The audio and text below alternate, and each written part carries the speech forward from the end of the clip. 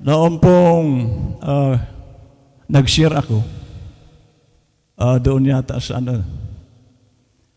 na mapalad, sabi po ng Revelation 1:3, mapalad ang bumabasa, nakikinig, at tumutupad. Tatlo po yan. Bakit mapalad ang bumabasa? Tingnan niyo po ang mga hindi nagbabasa. Madali silang maluko. Wala silang alam. Ganon din ako nung araw. Naluko rin ako ng relihiyon. Kasi hindi ako nagbabasa. Pero nung nagbasa ako ng Biblia, ang dami kong nalaman. O katulad, bigyan ko kayo ng katulad po nitong gagawin natin mamaya. Bautismo. Saan makikita sa Biblia na ang bautismo ay para sa bata? Si Jesus Christ, binautismohan, 30 years old. Pero ang dami nagpapabautismo, bata. Anong malay niyan?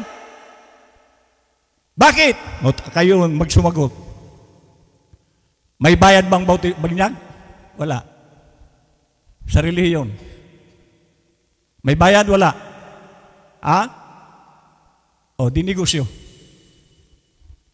Dito, binyag, kasal, patay, libre. Bakit? Hindi ito kasi negosyo. Pero kung sisingilin ko rin kayo dahil nagpabinyag kayo, o di nagnegosyo rin ako. Tama, mali. Pero kailan ko nakita ito? Nung nagbabasa na ako ng Bible. Wala pala sa Bible ang bautismuhan ng bata. Dahil si Jesus Christ, binautismuhan, 30 years old. Yung sabi rito,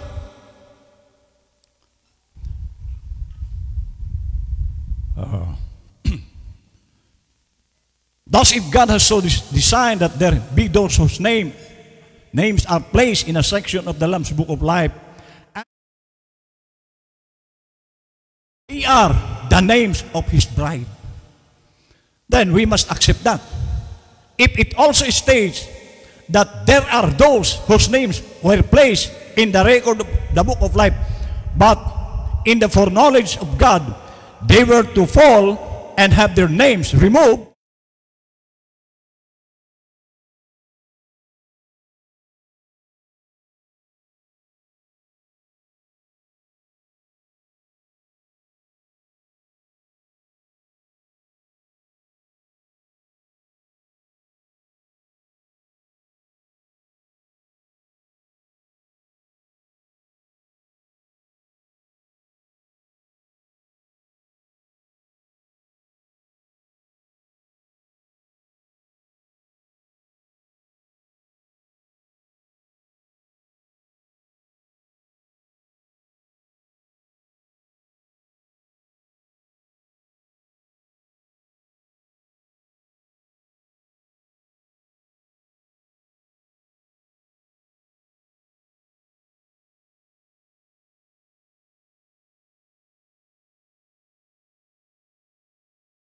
palagay nyo. Kasi ang tao, baliwala sa kanila ang buhay nila.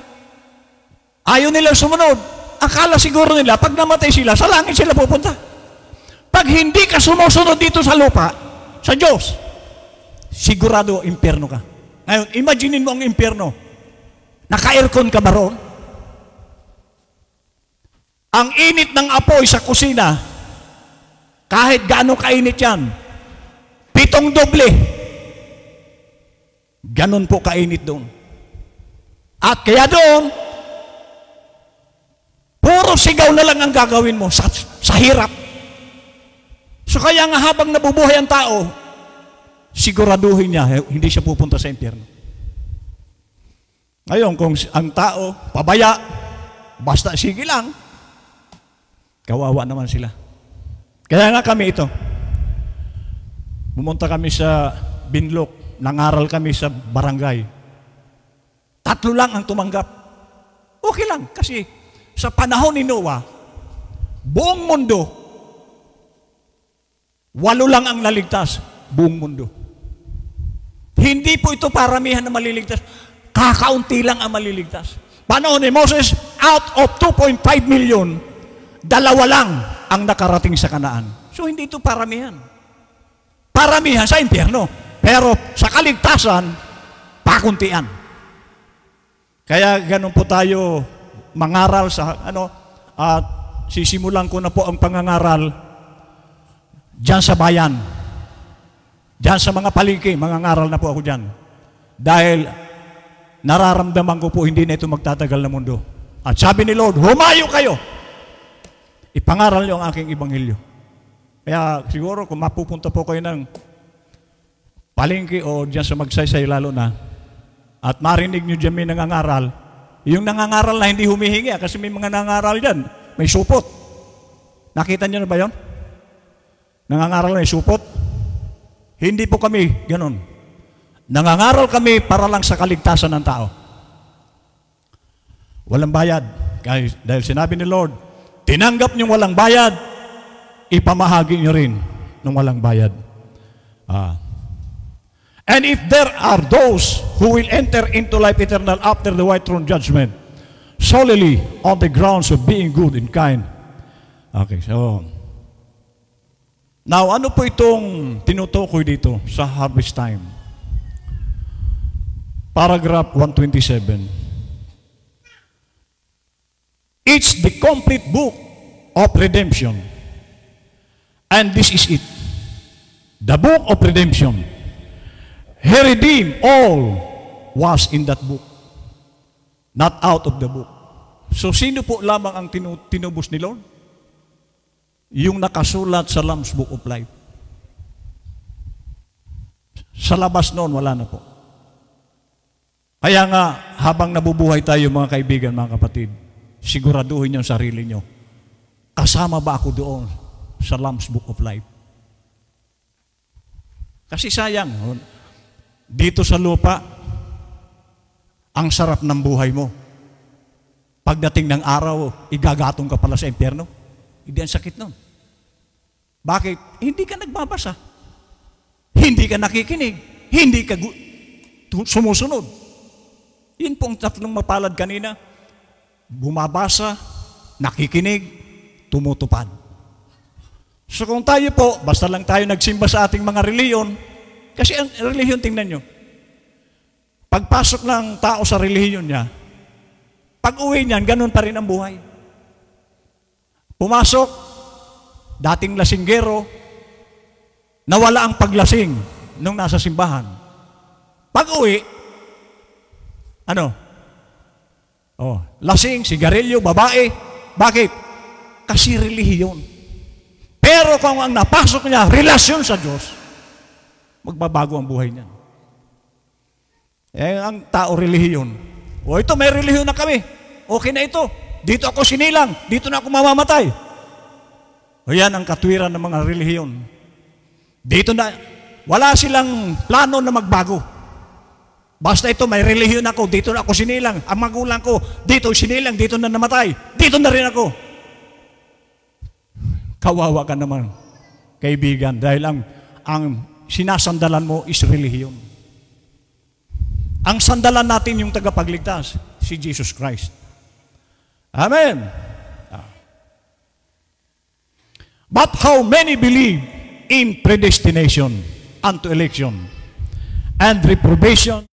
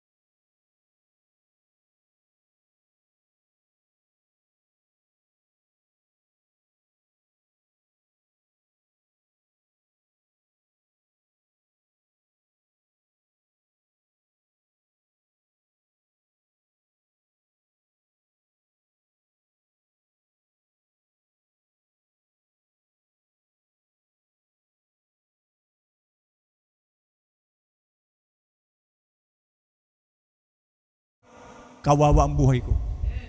So, sino ang nagbago? Relihiyon? Kasi ang tagal ko sa relihiyon. Walang pagbabago. Nabago ako nung makilala ko ang Panginoon. So, hindi natin pwedeng ipagmalaki ang relihiyon natin dahil yan ang magdadala sa iyo sa impyerno kung walang pagbabago. Simba ka lang ng simba. Hindi naman nababago. Sayang ng relihiyon natin. Sabi niya rito, those who don't, will they listen? Yung mga hindi pinili, makinig kaya sila? Hindi po yun makikinig. Maaaring naririnig niya ngayon, pero pag uwi niyan, baliwala na yung narinig niya. Hindi sila makikinig. No, they will not. Yet both are in the Word, and nothing will change it. But to learn about it and reconcile the truth of those doctrines with other truths that seem to oppose.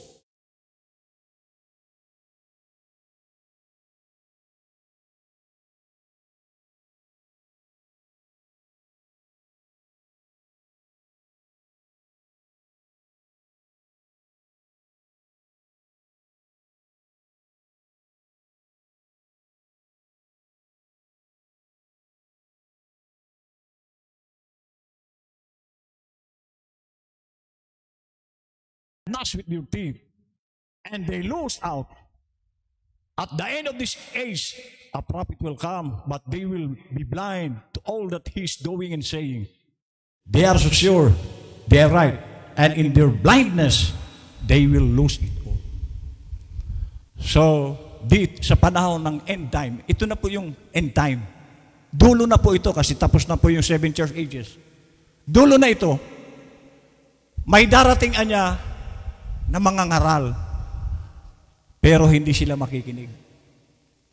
Isipin niyo po doon sa sa Binlok noong Friday. Nangaral kami, iilang tao, lang ang tumanggap. Pero sa palagay niyo, kung si Sarah Hero, palagay niyo, okay, tanungin ko yung, kung si Sarah Hieronimo, isa lang ang darating? Yes. Yan po ang diablo. Mas maraming naaakay si Satanas kaysa sa naaakay ng Diyos. Buong mundo, 8 lang ang naligtas sa panahon ni Noah. Totoo po yun. Kaunti lang ang maliligtas. Biro mo, 3 lang ang tumanggap doon sa Binlok. Ang laki-laki ng Binlok. Nangangaral ako, dumadaan ng mga tao. Wala. Pero kung si Sarah Hieronimo dumating, sino pa yun? Brad, yung isang guwapo rin na kabataan na artista? Sino yan?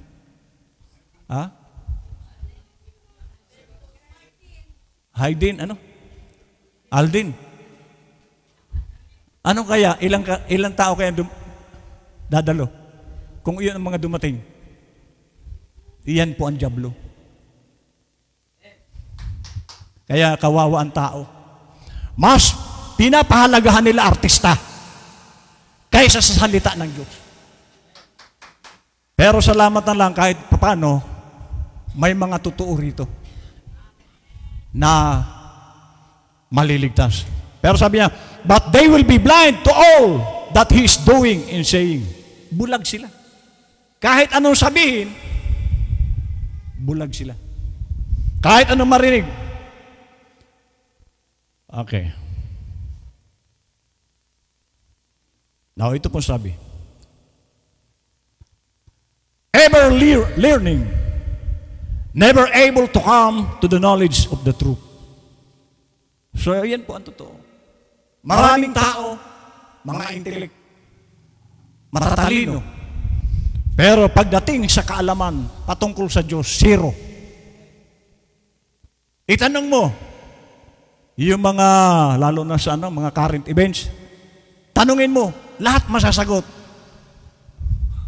Tanungin mo about the Bible, 0. Na kung saan itong Biblia ang pinakamahalagang aklat, Ito yung ayaw ng tao. Bakit? Kasi binulag sila ni Satanas. So kaya, kung ikaw ay isang mapalad, magbubukas ka rin ng Bible. Katulad ko, nung nagbukas ako ng Biblia, nalaman ko lahat. Ito. Balikan ko yung bautismo. Itanong niyo po sa kahit sinong pinakamagaling mangaral ng Biblia. Kung merong binautismuhan na bata, 10,000 bibigyan ko. Isama nyo na rin. Kung ang tao maliligtas sa relihiyon, another 10,000. O yan, may 20,000 ka na. Ang gagawin mo lang magtanong sa mga magagaling sa Biblia. At titiyak ko yung kasi, wala kayong mababasa. Kaya salamat nagbasa ko. Nakita ko sa Biblia ang lahat ng katotohanan. Pasisya na kayo, ganun po ako mangaral. Hello? Mukhang baka barilin niyo ako dyan sa labas, ha? Sabi ko rito. Now, here's the shocking. Here's the shocking part. Ano yung shocking na yun? Listen to this. Now as Jannes and Jambres withstood Moses, so these also resist the truth. Men of corrupt minds, reprobates concerning the faith. So, si Moses po sa kanyang panahon, nung bitawan ni Moses ang kanyang baston, naging ahas, meron din po yung paraon sa lamangkero, dalawa. Yung hinagis ni Moses, isang ahas lang. Yung sa lamangkero ni paraon, dalawa. So, ibig sabihin, kayang gayahin ng dyablo ang ginagawa ng Diyos. At dyan na nalilito ang tao. Kasi, paano nalilito? Ito.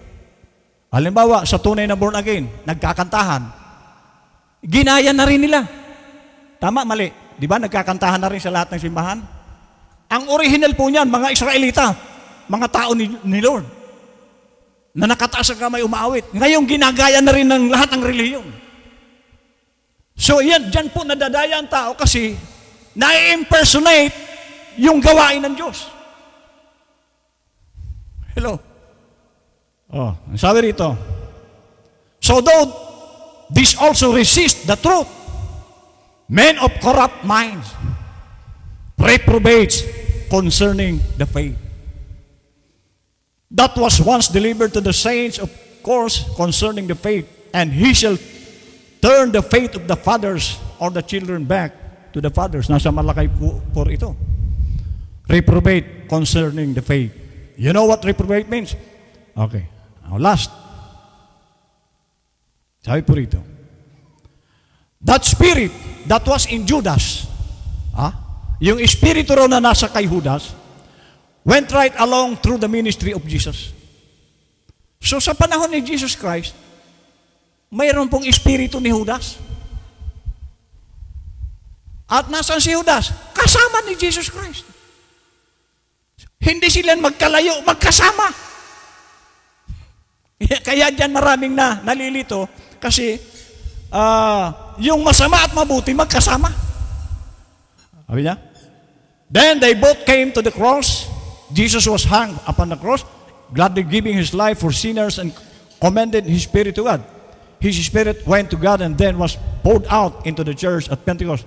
But Judas hung himself and his spirit went back to Satan. So si Jesus Christ, nung namatay, ang espiritu niya napunta sa Diyos. Si Judas, saan napunta? Kay Satanas.